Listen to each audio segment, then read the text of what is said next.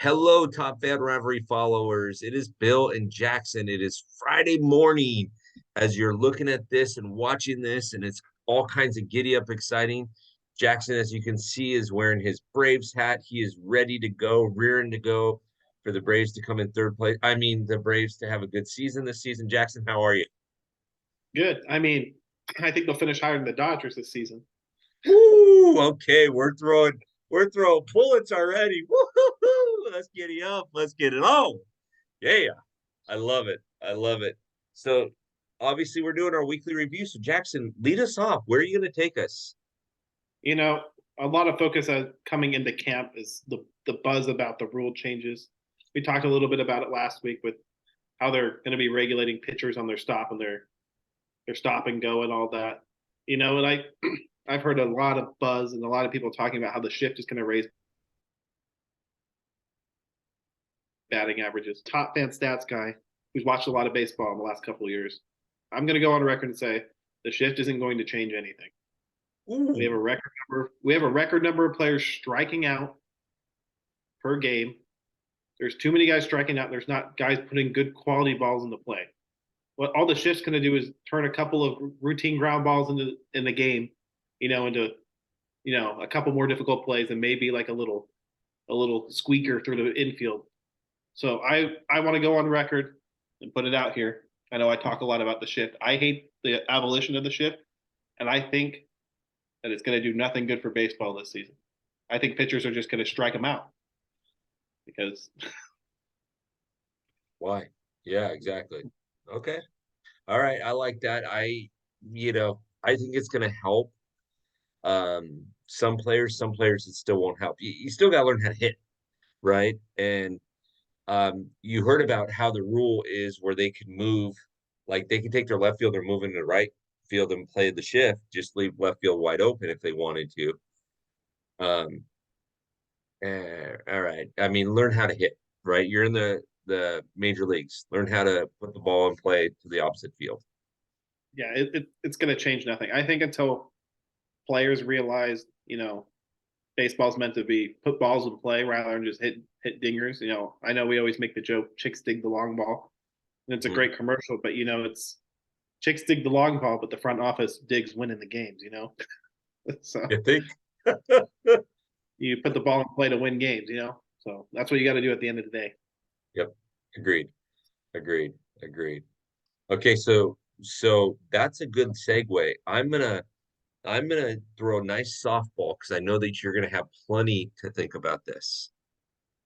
Manny Machado has decided that he is going to opt out of his contract at the end of the season. He's already announced it, and that he wants a 10-year contract. Now, he signed a 10-year deal with um, the Padres before, and he's only played 5 years of that deal. So, or this will be his fifth year.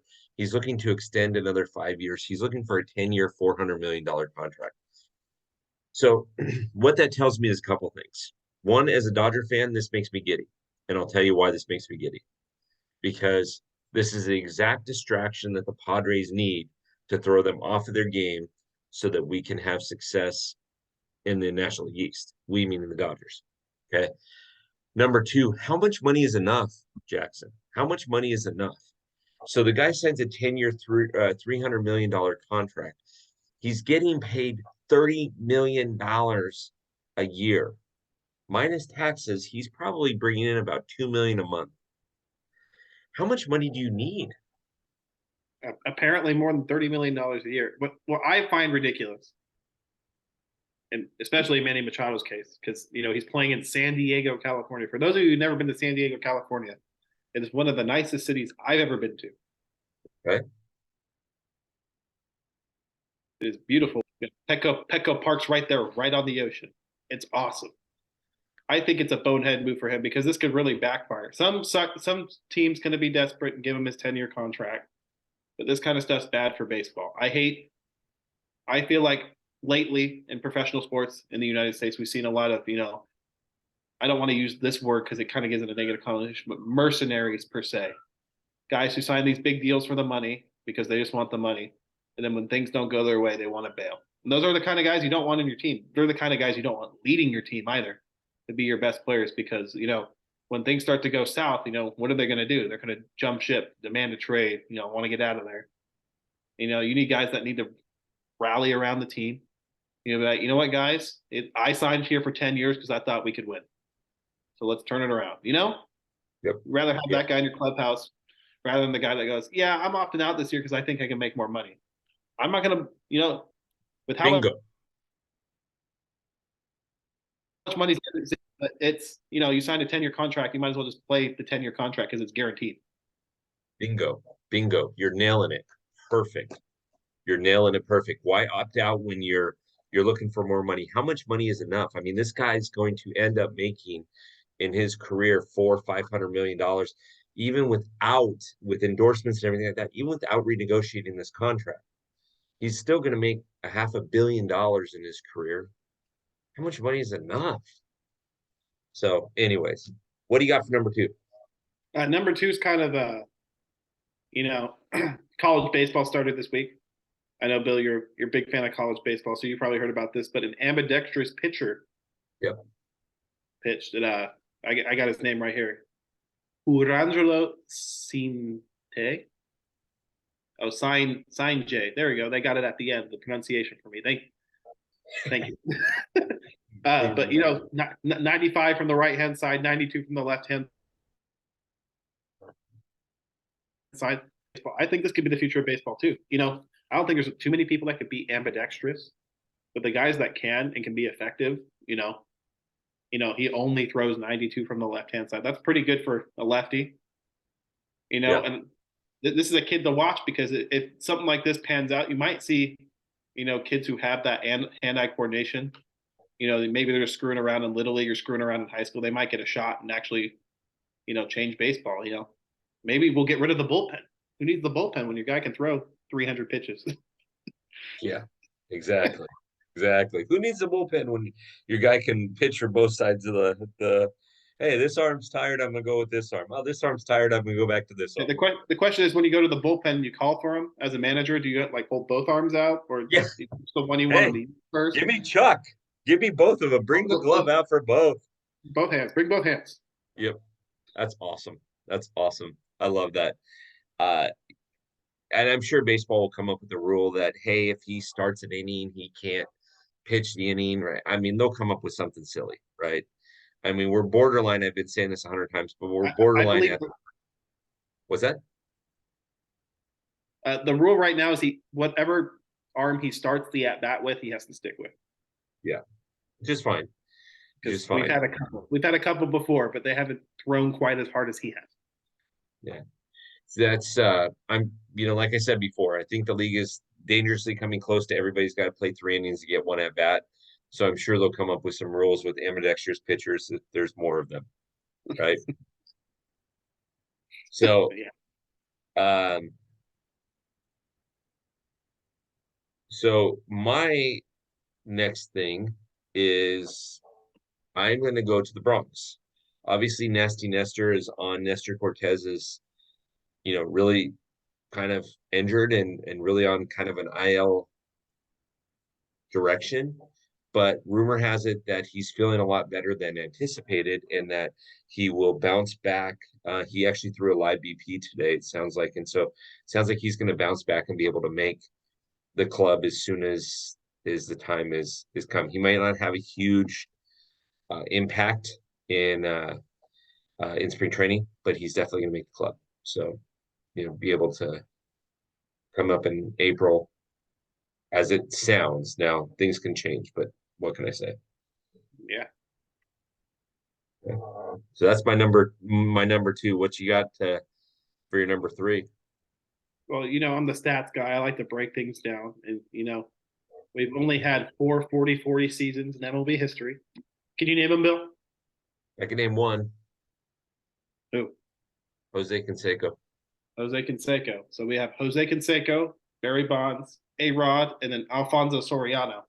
If you remember, on our underrated hitter videos, I stood up for Alfonso Soriano. Yep. But with the rule changes, I think we're in a rare position in baseball where we have like 4 You know, you got Ronald Acuna Jr., Julio Rodriguez, Mike Trout. If they let Mike Trout run, Mike Trout could do it. And then my fourth one, this is my dark horse. You can laugh at me. Dalton Varsho for Toronto. There's a lot of really bad pitching floating around in the AL East. A lot of janky bullpen arms. I think Dalton Varsho playing in Boston and Baltimore might benefit his bat a little bit more, seeing as Arizona is a giant field. And he hit, what, 26, 27 home runs last year? Yes, yes, He yes. He definitely has the speed to steal 40. But, you know, I think he has a shot at 40-40, weirdly enough. That's a weird name to lump into that group.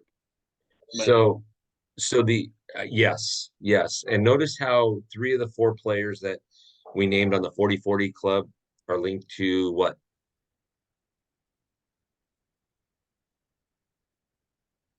steroids. Yeah.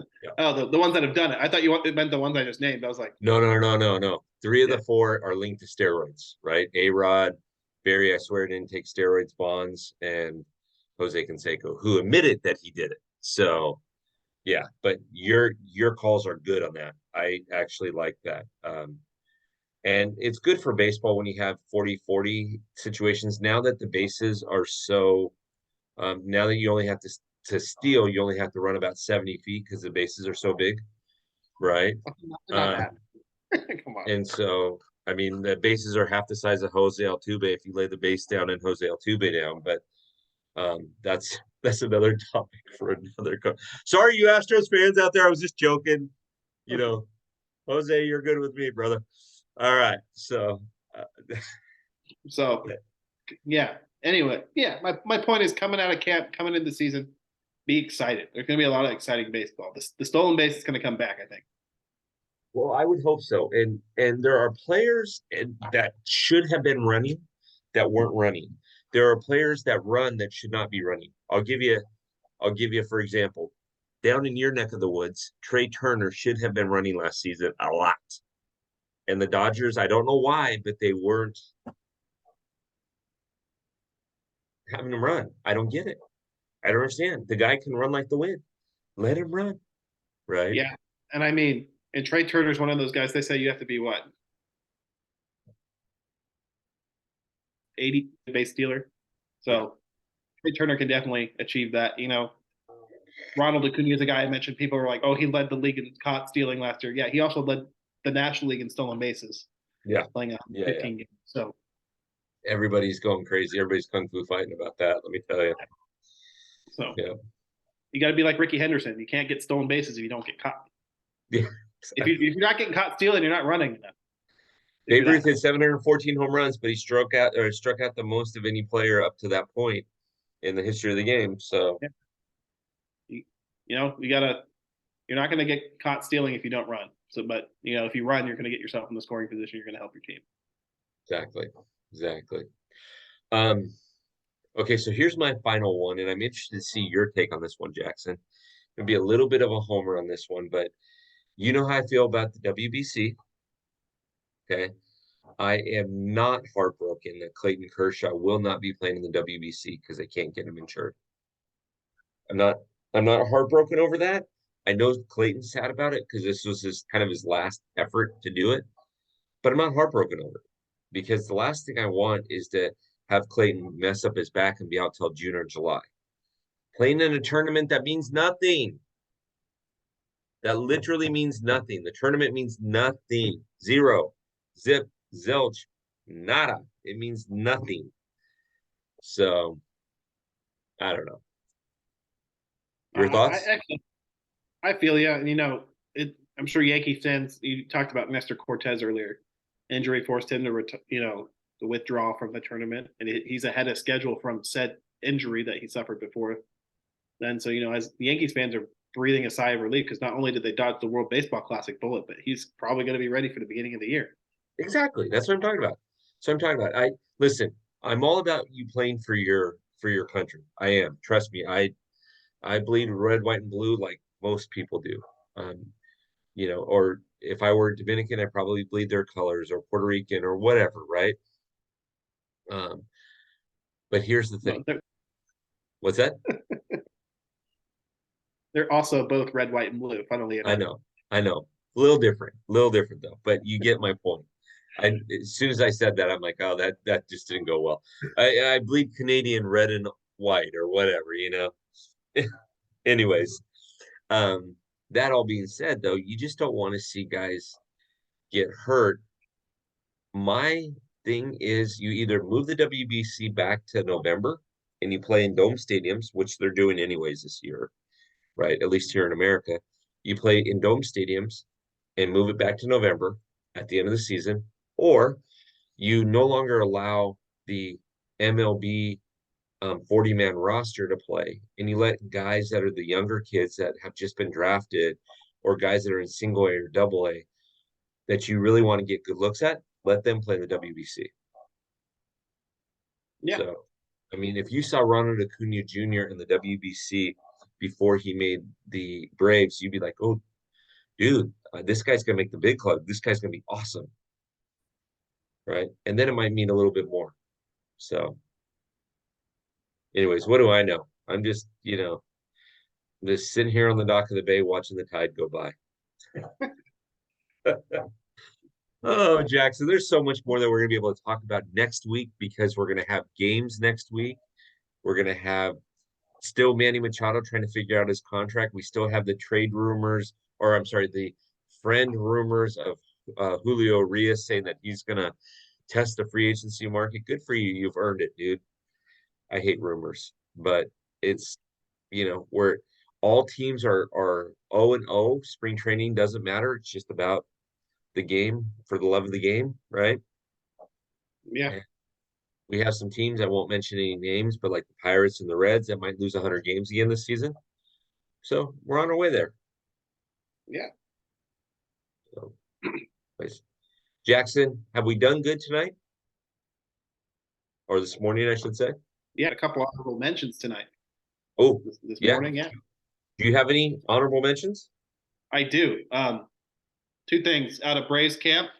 The battle for the 5 starter is definitely on between Bryce Elder, Mike Soroka, and Ian Anderson. It's going to be a dogfight. Ian Anderson added a slider to his repertoire, and he has one of the best changeups I've ever seen. Okay. So, out of Braves camp, watch for Ian Anderson. And Okay. Shout out to my former baseball teammate Blake Sable for making Giants camp. I just wanted to throw him in. He hit 284 with an 860 OPS, 19 home runs, in 123 games between Double A and Triple A last year. And he was acquired by the Giants. He's going to make Giants camp he's battling for the catcher position. So nice. I love it. Pretty good shot. They're pretty thin there. There you go.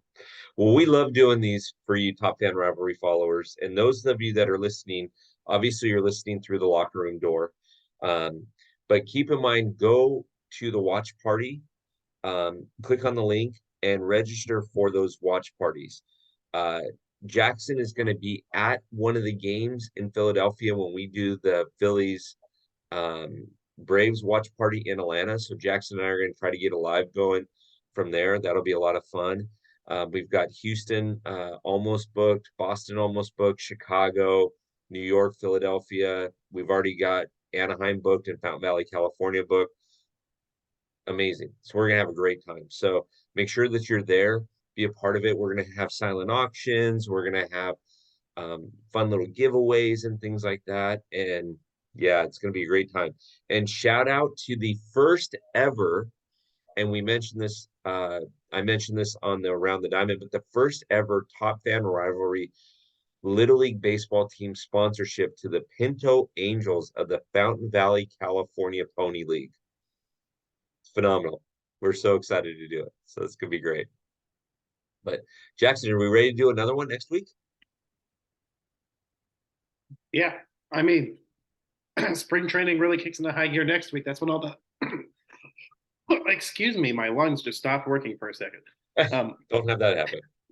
Yeah. So we're just excited, baseball games start next week, and we're glad you guys listen. We hope you keep listening throughout the season because we're really excited for this season. We are. And also Jackson, where do they get, like, I'm confused. I always get confused. But is there a code that they can use if they want to get either locker room access or merchandise or anything like that? Yeah. If you tell your friends about the podcast, they want locker room access. If you're listening to this, you probably have locker room access. You do? Maybe you're listening with a friend. If you don't have locker room access and you want it, use code Jackson. You'll get 10% off at checkout. It's a pretty What good about the deal. gear? Can they get 10% off the gear or no? 10% off the gear. Beautiful. As well, we got some new hem. They look amazing. Check it out. Check out the t-shirts as well. I wear my Nice. t-shirt to the gym. I wear it to the grocery store. It just says a big "Get Dirty" on the back. Gotta remind people baseball season's coming. Yep. Yep. Jackson, let's do this again next week, my friend. Sounds good. All right. See you.